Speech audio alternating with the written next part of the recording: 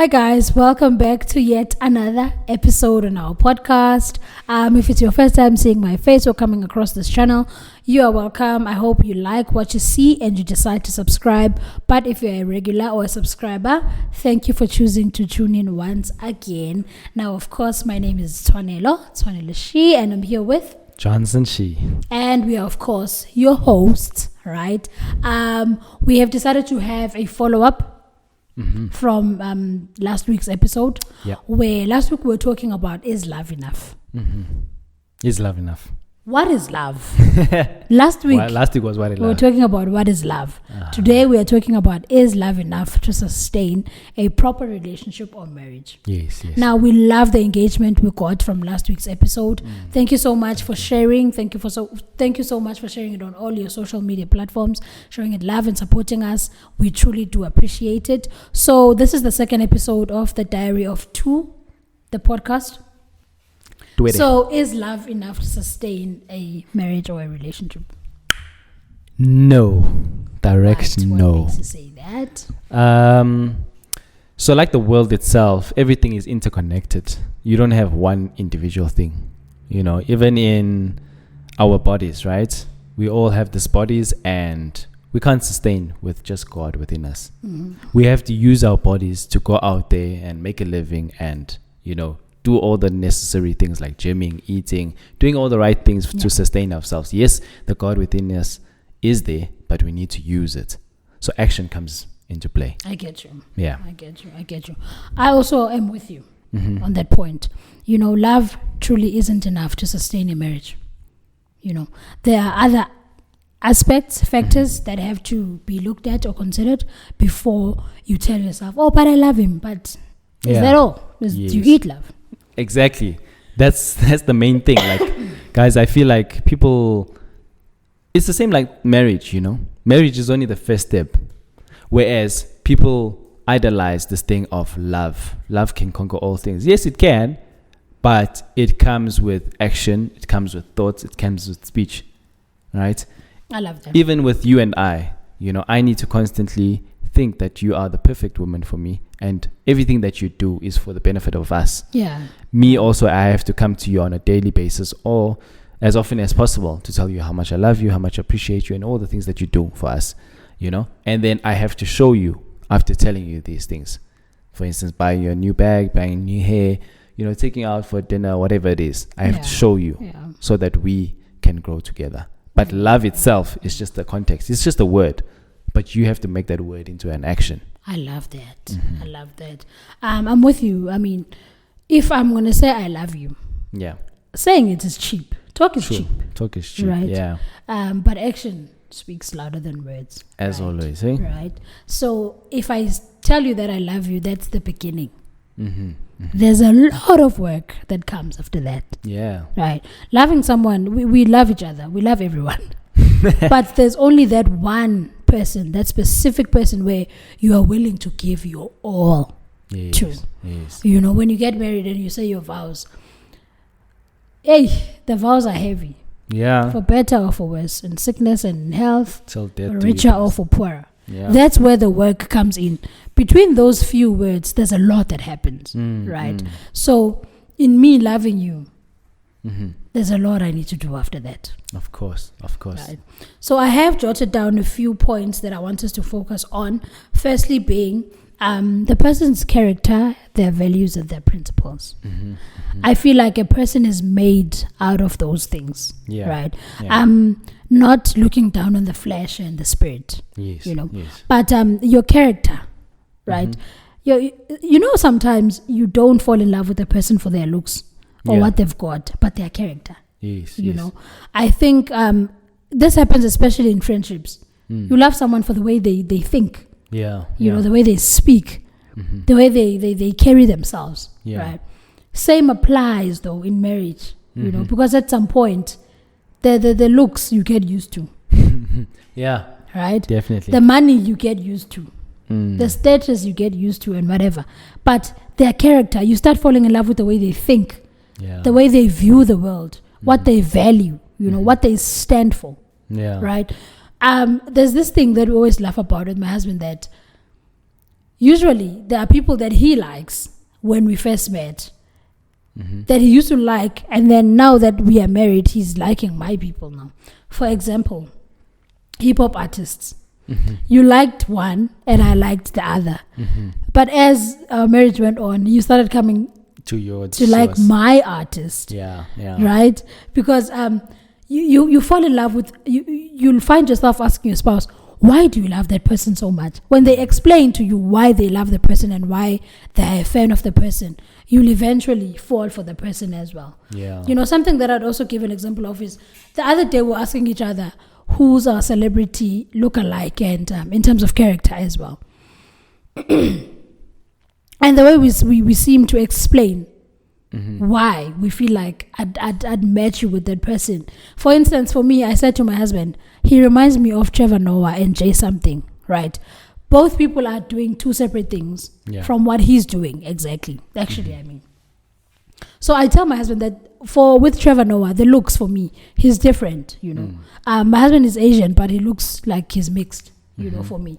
So, and then Jay something, he's so in touch with black people. He understands the black culture and the fact that he's married to a black woman as well, you know. So the person's character and the people you tend to associate them with kind of also is important, because also it's not only the people that I associate him with, also the people that he looks up to.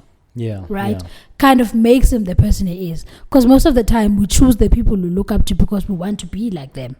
Or to be similar to them or have similar values. So with that also, like loving somebody, it's like you were saying, you don't want to love them at face value. Because essentially you could be in love with an empty shell.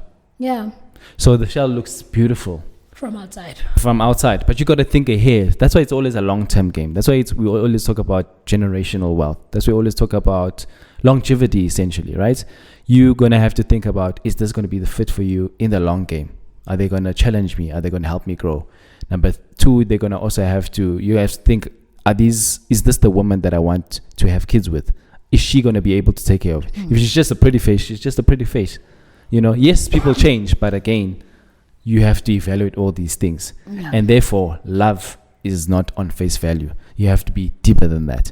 You know, another case in point is where a couple, right? We fall in love. I take you to my mom, right? But my mom, because we're still dating, says you are the perfect one and that I should marry you.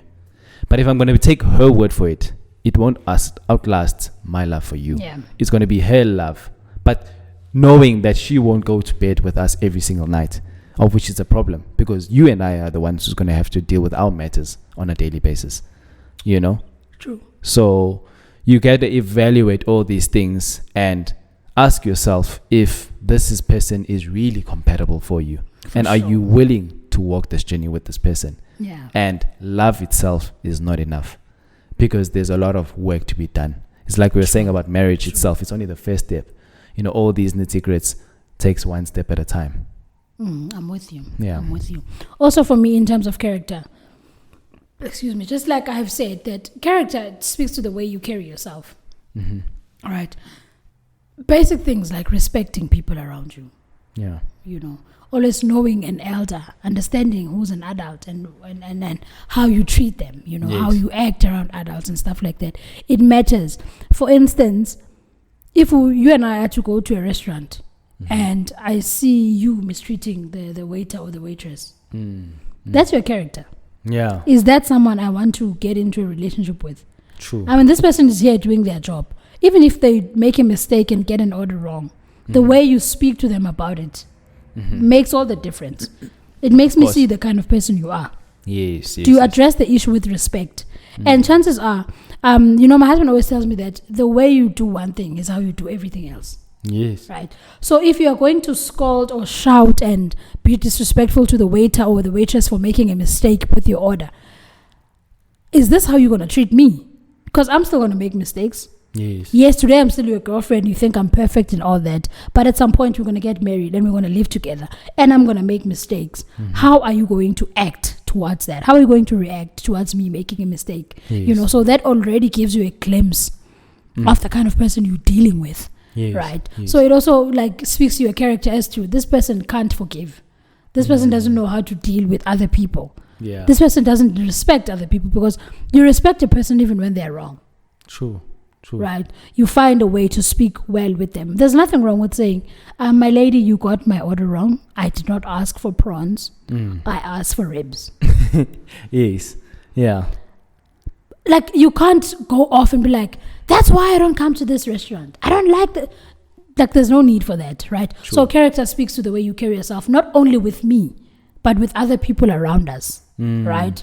I think it's important to look into the person's character, because no matter how much you love the person, but if they have a bad character, it's going to implicate how you guys go forward in your marriage, how you guys go forward in having children, and God forbid you working together and stuff like that. Yeah. Right? It's that thing, nobody's going to be perfect. Yes, you're going to have a rough day or whatever it is, but it's principles, because again, the way you carry yourself is important to the whole world, because it shows what sort of morals I have, what sort of character I have.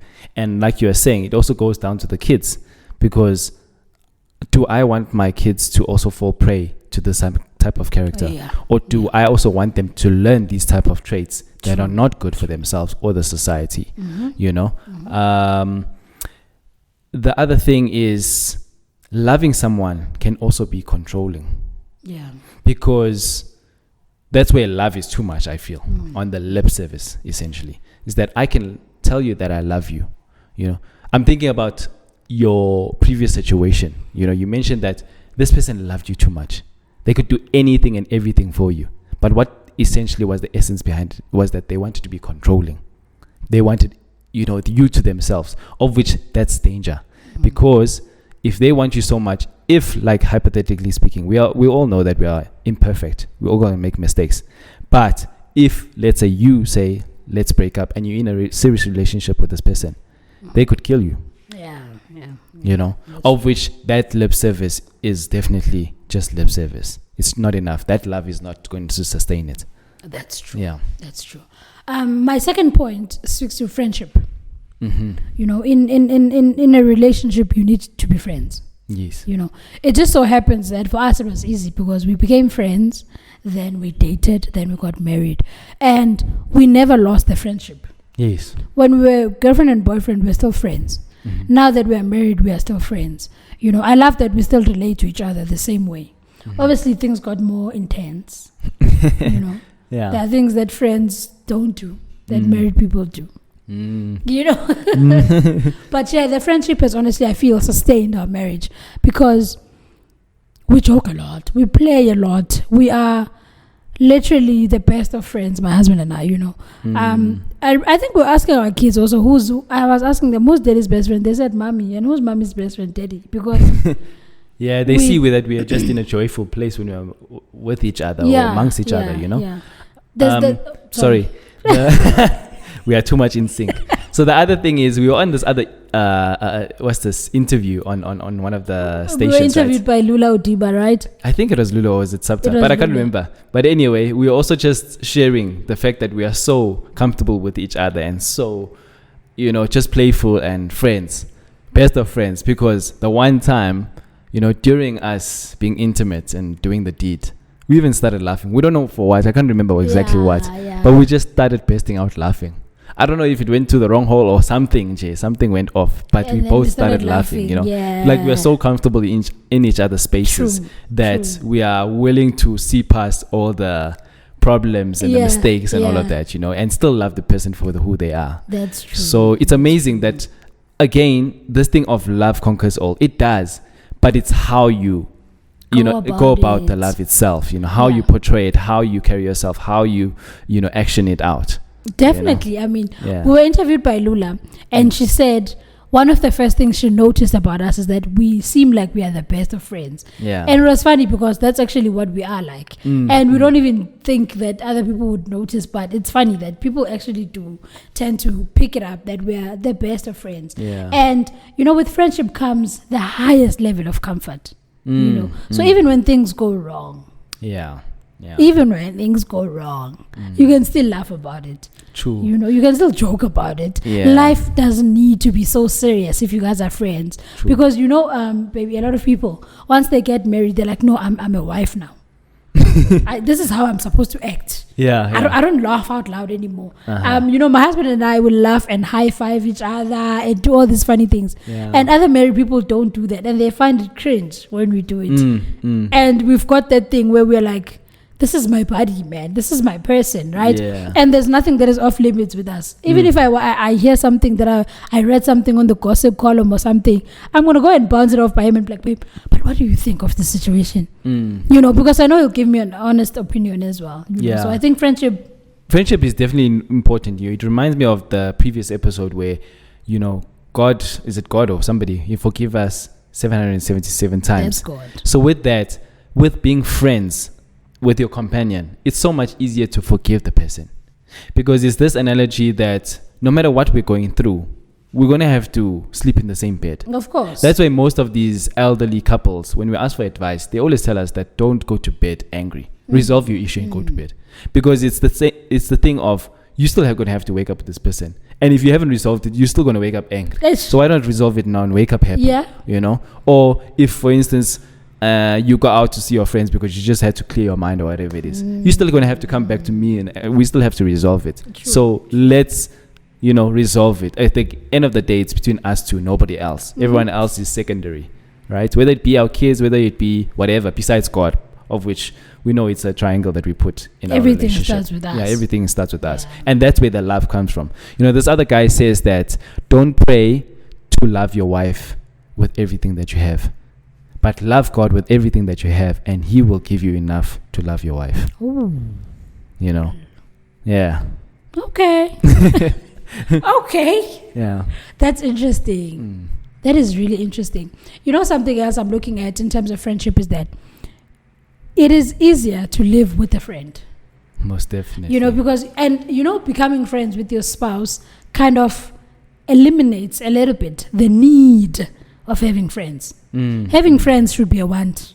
Yeah. Not a need. You mustn't need to have friends. You must want to have friends, right? Yeah. Cultivate certain friendships because you want them, not because you can't live without the friend. For instance, with us, my husband and I can live without friends, to be honest. Yeah, we can live with just each other. With just each other, we can live together. But we want to have friends. Hence, we cultivate our friendships. Yeah. Right? Yeah. There's not that thing of, since I don't have friends, who am I going to talk to about this issue? My friend is right here, right? And that thing of not having that constant need for friends ensures that most of the time, your spouse is your first go-to. They're your first point of reference for anything. Whereas if you have this big need for friends, the friend then becomes your first reference. Right? The first person you go to whenever you need something. So I think it's important to try and eliminate that a bit. Have friends because you want to, and eliminate this thing of having a lot of fun when you're with your friends. But when you're with your spouse, you're like, I can't do this with my spouse. I'm only reserving it for my friends. Yes, a lot of people, I feel like, have that problem of, when I'm with my spouse, I only act a certain way, and then when I'm with my friends, I can let loose. I think it's actually better if you are more loose with your partner, and less, out there when you are with your friends. It reminds me of the stories you tell me about your father. He's crazy at home. He just stands on the table and stuff like that. But when I look at him, I'm like, this guy. He's so serious. Like, there's no way. Never. Maybe at home, it makes sense that, he used to be crazy. And maybe that's why your mom loved him and stuff like that. And you guys, also loved him for being the character that he was. But when he was out there, everybody, everyone respects him. Like, let them leave. Yeah. But at home, he was just himself. Yeah. But that's what I'm saying. It's important to have that, of which that stems from being friends. True. Because I believe that your parents were friends before they got married, obviously. The friendship, they carried them. They never stopped the friendship. And that's why your father was so free to be who he is. But then in the world, obviously, but I guess also it's understandable of when you go out there, you want to be respected. Like, at the end of the day, you guys' culture is that a man must be respected. So when you go out there, you have to hold yourself and present yourself in a certain way. So it makes sense. That's true. I feel like I'm also very similar to my dad. Like, the way I act when I'm with my husband is very different to the way I act when I'm out there. I'm a talkative person. Yes, I love laughing. I'm playful. But sometimes when I'm with my husband, I feel like I'm way too free. Right? The things I do, like, even myself, I'm like, oh my God, I'm so crazy. I didn't know this girl can twerk, guys. The skill. You will never see it in public, in the light of day. Never. I have the most fun when I'm at home. Like when I'm out, sometimes I'm outside. Yeah. The other thing that I love about cultivating a friendship within the marriage is you are familiar with each other. Familiarity is important. It is. Yeah, 'Cause you want to come back to a safe place. Jay was speaking about this, Jay Shetty. You were saying that love essentially is you being able to go to a person where you can be the most vulnerable, the happiest, the most ambitious in all your, when your masks are all off from going out in the world, you can be vulnerable with this person. That's how you want to be. And that's the true definition of love. You know what that just made me think of? Yeah. I don't know, but I can't be the only one. As women, when we're out, you've got your bra on, you've got your wig on, right? Yeah. What is the first few things I take off when I get home? The bra and the wig. Yeah. If I've got a wig and a bra, I'm like, ooh, finally I'm home. At least you're still beautiful, love. Hey, other people we don't know. Hey, once they take off makeup. Hey. Thank God. So it's like no shade, guys. No shade to anybody. So the familiarity for me is like that. Like when you come home, it's finally that time to shake off the mask and whatever you put on for the world to respect, but to finally be yourself. Yeah. So I think friendship in a marriage or relationship is important. Goes hand in hand with love as well. So, and love changes also with that love. When you think about it, now that you're mentioning of taking off these things, when we dated, the way you take off things and the way you take off things now, it's not the same. You had less things to take off, whereas now, as a Mokoti, you have more things to uncover, I guess. More layers. Of which, when I was watching this other show that you introduced me to, King David, Ayanda Boroto was saying that what is a good Makoti? A good Makoti is you blindly submit. You submit because you want to, not because you are forced to. Whereas back then, I believe that you were forced to because you have to carry, like you're saying, you have to carry yourself because you're a Makoti. This is how you have to be. Yes. But you must be able to be free with your partner, like we are saying about being friends. Yeah. But also, me always being conscious of who I'm supposed to be and who am I representing. I'm not just representing myself. Yes, when I'm single and I'm a girl, I can do whatever it is I want. Maybe my mom will be on my case, but I mean, at the end of the day, I'm going to leave the house. But then you are already going to be conscious of what you're going to wear, how long your dress must be, how topless you must be, type of thing. How much can you show? How much skin can you show? Because I remember also this one time, I think my wife thought I was joking, where, I like this idea of African cultures where they bring your food to a man in a tray. You're like, this one. She just brought it to me as if it's nothing, it's like, eat your food type of thing. Yeah. But then she did do it eventually. So it just shows that, love changes and you have to adapt with it over time, and you listen to your partner of what their needs is and what their wishes and what their wants are. Like. Yes. Because at the beginning I was like, hey, this guy, is he serious? Like I thought it was a joke. But I've seen over the years that my husband really loves being served. And it made me understand that it's not really an African thing, but it's a man thing that they love being put in their space where they feel like kings at home, right? Because there's so much out there in the world where at least when I come home, I must come home to my kingdom, to my castle, where I'm in my rightful place, because the world is always upside down. Right? Yeah. So I got that. It's also this analogy with that. No matter who you are, no matter what position you have, no matter how rich or how poor you are, it's what you make of the situation, right? So you saying this, like for instance, we're thinking about a guy he works at the mine. Maybe he's just the employee, right? But he makes his wife feel like a queen. Ning Ning, he's doing candlelight dinner in his kuku, right? But also with her, he's treating him like a king, like serving on a tray. Imagine how he feels when he comes home from going to the mines, working in dust, working in caves, that type of thing. And then he comes home. Yeah, he can be himself, he can be free, and he can be honored, for going out there to tackle the wolves, as they say. It took me a minute, I must admit, to realize that, the fact that after going through everything else in the world, at least at home, I must feel like I'm a king. Yeah. So with friendship, the follow-up is, love is not enough because you also need passion. Passion. You need to be attracted to each other. Of course. You have to be attracted. Love at first sight, as they say. Hey? Yeah, you or have is to. love blind? I feel like for me, you have to be attracted to the person you are married to. We cannot run away from that. We cannot shy away from that. Yes, when we get married, things change. We have kids, we gain weight, we lose our sense of style sometimes because the way you weigh, what you weigh determines how you dress, right? But that has now changed because shops now cater beautiful clothes for bigger women. Like, we can't shy away from the fact that other women are unable to shake off their baby weight. Other women can do it faster, others it takes time. Even men, sometimes they gain weight when they get married, right? But we can't run away from the fact that to be married or to stay in love with somebody, you must still be attracted to them. Attraction. Let's talk attraction. Yeah. And there's a whole different, like, there's so many different ways of looking at that love, right? Love is going to change. A person is going to change. The only thing that is consistent is change, right? It reminds me of this thing of one of Tyler Perry's movies where there were couples that they went for a retreat, right? And then one of the ladies was a bit big, right? Why did I get married? Yes, why did I get married? And it reminded me of the way the husband treated the wife because of her weight. And there's so many ways you can approach it. Like, for instance, if your partner's getting overweight, there's ways like, let's join the gym together, Love, I think that, we should take a walk, every Wednesday or whatever it is, Start the process. Give hints. There's ways of approaching things. True. It's that thing also what we had in our relationship in the beginning, that you used to come off too strong, right? And I had to let you see that when you like to be a dominant figure, right? You had to calm yourself down in the sense that you don't have to fight everything. Like we're saying, when you come home, you can be yourself. You don't have to fight. There's love here. Enjoy the love, safest. Type of thing, So it's important that we understand that everybody is not perfect, number one. Number two, that everybody changes. And you as a man or woman have to love your partner as you grow.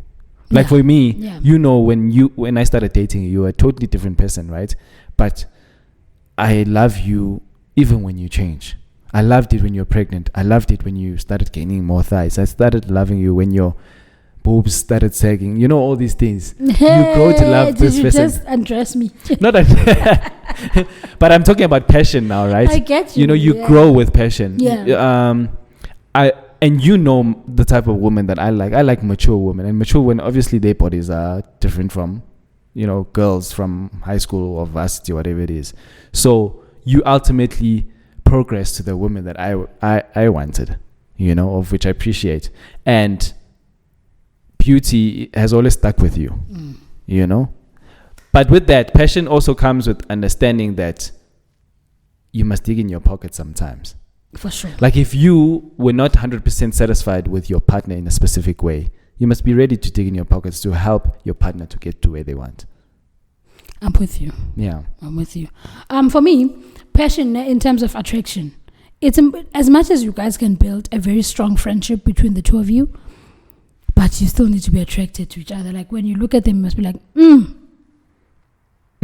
I chose well. Yeah, like, of course. My partner is handsome, Even when you go on a couple's retreat or, I always tell my husband that whenever we are out of the house and I see him at the mall, maybe I'd go in before him, or maybe we forget something in the car and then he has to quickly run and get it. And then when I'm looking at him through the eyes of other people as well, it's like, wow, right? Wow, this guy is handsome, I was able to choose here. Yeah. Right? It's nice to also always compliment your partner. Like, you look good, you smell good, this looks great on you. I love these shoes on you. I love it when you wear this tie. Never lose the essence of complimenting your person and showing them just how attracted you are to them. Yeah. Right? Affirm them, like, you are the most handsome guy I've seen in the last 2 minutes.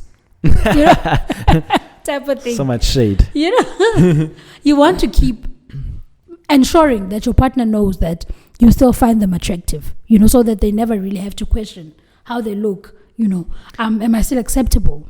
With that, love, how more attractive is it when their character matches the way they look? Yeah, we always say that. Because, as your first point, that character is important because the way you carry yourself. So imagine a good-looking guy or great-looking guy with a great personality. isn't it so much more worth it? Yeah, of course. Of Yeah. course. If character can match the looks. Mm-hmm. And you don't get that a lot.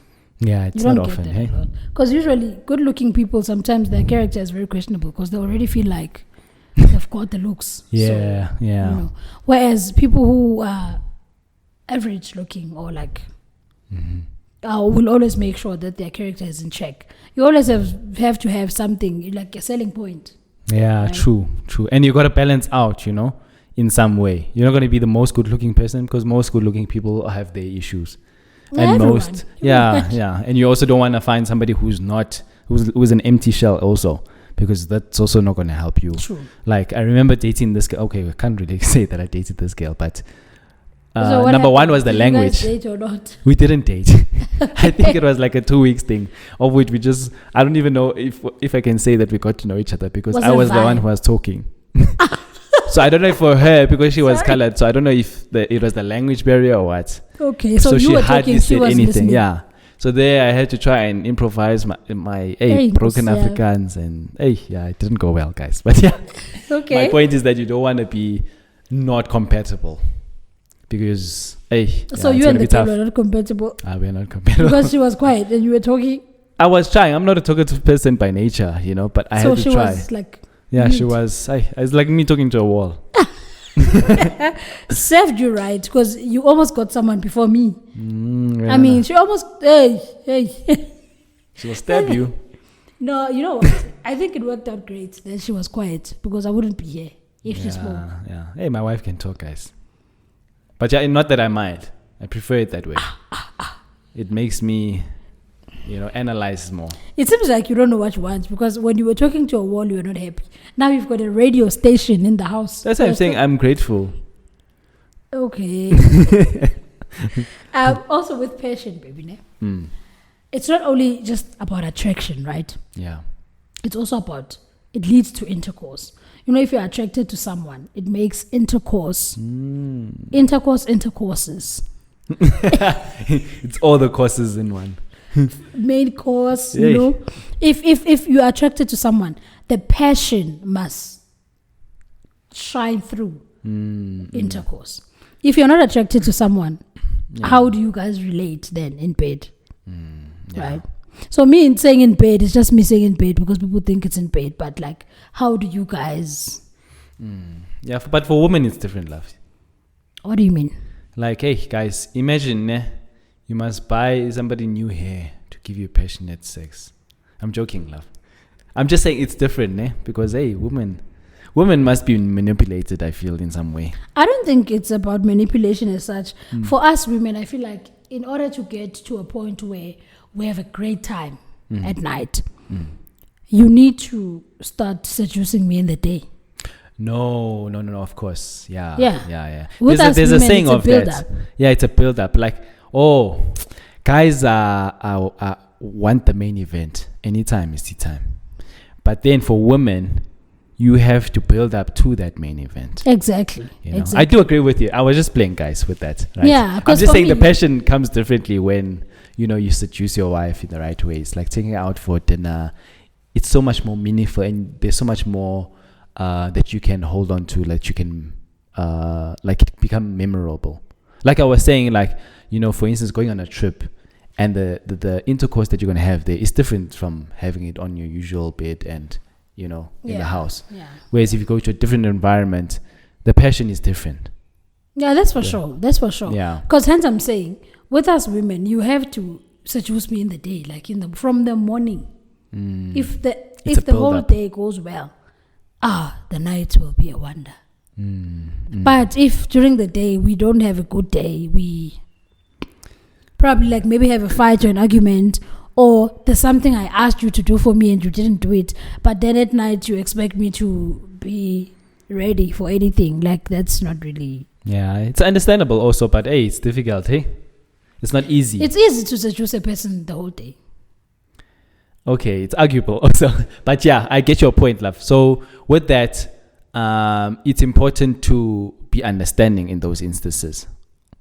Not just understanding, but understanding each male and female's different way of getting into passionate sex. Yeah. Like for men, like I'm saying, it's the main event is doing it and finishing. Whereas a woman starts from the morning or even the day before or even last week. Yeah, you don't know what it could be, you know. But it takes time, of which it makes sense because, again, women are emotional, right? They'll remember, that and that and that, and it leads up to now. Of which, it makes it so much more during the deed, you'd also be remembering that, that necklace that he got me, I love it so much. And I've been asking him for so many days to buy it, you know.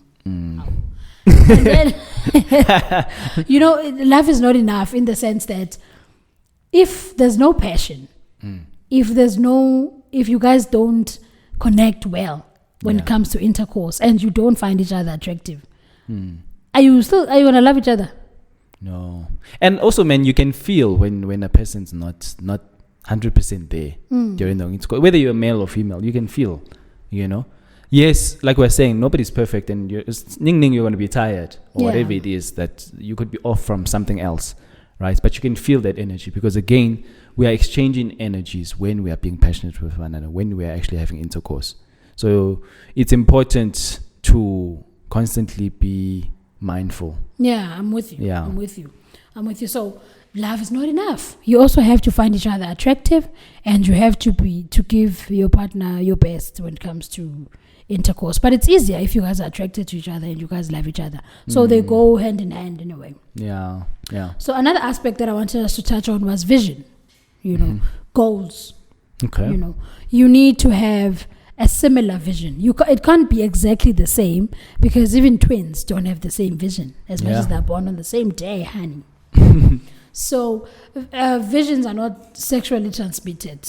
Yes, of course. You know. Yeah. So you need to practice having the same vision, same goal. Even if you don't like per se, I think I used the wrong word, practice. I think you need to communicate both your visions before the marriage or even during the marriage because visions change all the time. Yeah. But if the vision is similar, this is how we're going to raise our kids. This is how we are going to run the household. This is how we are going to look at our finances. This is how I expect you to treat me and my parents and my family. It's important because once I've communicated it with you, you will check how it fits into your own vision. Yes, and then you guys can create a similar vision going forward. You said to me the other time, vision goes hand in hand with compatibility. Oh, yes. My point was this thing of Jay Shetty. I was thinking of his comment about love, right? He says that you must like the person's personality. Number 2, you must respect and honor their values. And number 3, you must support them in their goals and dreams. So it's like you're saying that we have to find a middle ground and we have to know where it is we're going. As we defined in love, you must know your definition, I must know my definition, and together we come together and find a middle ground so that we know what it is we're fighting for and where we are going as a collective. For sure. Yeah. And also on that Jay Shetty note, the vision changes, right? Jay Shetty says support your person even if the vision changes. Yes. Right. Because, for instance, you start a marriage and probably we are both working, great positions, great jobs, great salaries. Yeah. And then 10 years down the line, I'm like, I don't want to work anymore. I want to take care of the household. Now we need to figure out how we are still going to maintain running the household on one salary now. Yes. Since I want to step down and stay at home and take care of the family. Yeah. This is now me having found my purpose. Right? You need to support that. Of course. You know, this is what I feel I want to do with my life, right? So this is where you and I sit down and like, okay, fine. How are we going to sustain a household with one salary?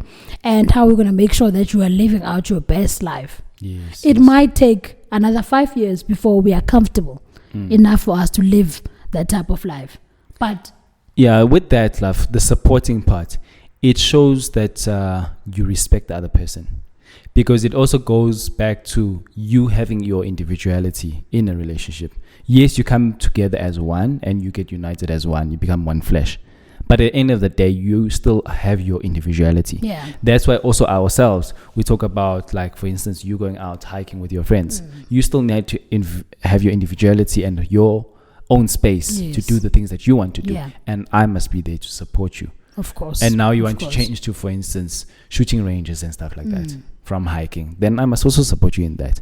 I must look at it from the perspective of how is it benefiting you and how are you growing as a person so that I can love you even more as you are growing. Yeah. And I must support you in the best possible way that I can. Yeah, I love that. I love that. You know, the last and very importantly, love also has to do with God.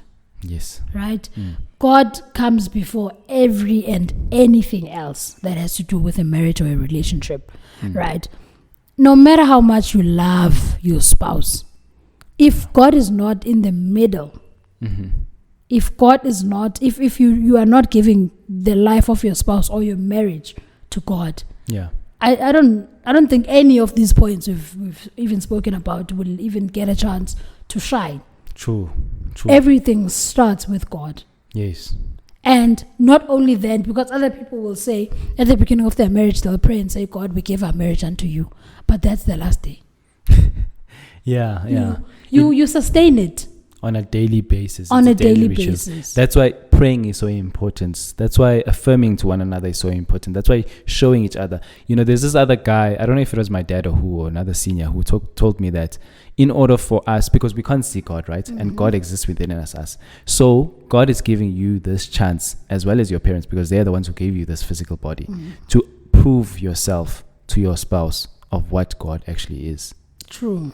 So it's important for us to always give ourselves to God and always protect ourselves in our relationships by praying, because there's a lot of things out there that can harm a relationship, that can detour a relationship, so it's important to protect it by using the armor of prayer. True. It's important, guys. We can never stress enough the importance of having God guide your marriage. Yes. Guide your relationship, sustain it, protect it, because I'm thinking of how to say it in English, that God is the beginning of it all. Yes. Right? God brought you together. God knows this person better than you. Right? So if you say to God, God, I give our lives unto you, I give my husband's life unto you, God knows your husband better than you. Yeah. Right. I'm reading the power of a praying wife, power of a praying woman, and power of a praying parent. It starts with the power of a praying wife by Stormy. Right. This lady articulates just how much you think you know your husband, but you don't. Right. There's this particular segment that I liked where she spoke about when it comes to your husband's work, you need to pray for the people that he works with. Yeah. That they don't have sinister ideas. They don't have plans to harm him. Because we know that in jobs, people are fighting for positions. True. People are fighting for money. Wherever money is involved, there's a lot of violence. Yeah. Right? So Stormy says you need to pray for the kind of clients he has, for the kind of business partners he has, for the money that comes in, that it is clean and it came from pure giving hearts. Because some people, you do business for them, but they don't want to pay you. True. When they pay you with a so heart. Yes. So when you use the money also yourself, knowing that the person didn't want to give it to you, there's also that element, So never look down on praying for your spouse and for your marriage, And it's not always that when you go to God, you go as us. Sometimes there will be days where you just want to take your husband to God and say, God, my husband is struggling with something. Even if you've never addressed it with your husband. Yeah. Maybe something as light as your husband is always late. God, my husband is struggling with time. Because time will cost him money. Time will cost him his marriage, his children. Because if he's always late for work, he's going to get fired. Then who's affected? The whole family. Yeah. Even himself. You've seen what men become when they lose their jobs. Yes. That's where also abuse comes from as well. That's where abuse comes from. Because now you can't provide. I'm only catching up on Isono on Netflix right now. I think it played on SABC or on Mzansi Magic or something before. So I'm catching up on this series called Isono. The husband is not working anymore. He lost his job. The wife works at an orphanage. She cooks and stuff. Yeah. So she's the only one bringing in the money. The husband is always drunk and saying, I'll get a job. He's the one who's asking money from the wife. And every time he asks for money from the wife, he says he's going to look for a job. And then he comes home drunk. And then he physically abuses her, right? Yeah. So we've seen what it does. So can you see that praying for something as little as saying, God, please ensure that my husband sees the importance of him being on time, prevents so much. True. It reminds me of the story of Ayanda Borota, of her dad as well. You know, the day he got a job, the next day he was going to work, they killed him. And only to find out that it's a close relative. Not from his side, but the other side, you know. But also that affects so many generations, because now it affects the kids, it affects the wife, because she spoke about how it affected her mother and how lonely she was, you know. So I do agree with you that love itself is not enough, but bringing it to God is more important, because then you are praying, even if it's in your own space, to protect your spouse, so that whatever they do, whatever they think, whatever they say, whoever they meet, they come into the right place at the right time with the right people. So it's so important. I agree so much with you with that bringing your thing to God, bringing your love, bringing your relationship, bringing your family to God, and giving it in His hands. For sure. I mean, be reminded. Is there something you wanted to say? No, before we end, I see the time. Before we end, my question to you, love, is what's the best advice you got about love? If you can share with the listeners. What's the best advice I've ever received about love? Yeah, or even given to somebody else. The first, it's just what we discussed now, that you need to give your love to God. Okay. Me saying you need to give your love to God is me saying I gave my love, Johnson, to God. So for me, the best advice I heard was that, you know, when you're young, you're always, you know, having images of this person that you want to marry and that you're praying about it, and they have to have specific qualities. Somebody says that you must write all these qualities down and be that person first before expecting it from the other person. I love that. Yeah. Okay, should we wrap up? Yeah, wrap up. Thank you guys so much for watching. We love you guys. We thank you guys for the support and the love. Please don't stop sharing our videos on all social media platforms. And yeah, I think let's wrap up. Love and light, guys. Adios, you guys. We'll see you guys on the next episode. Bye.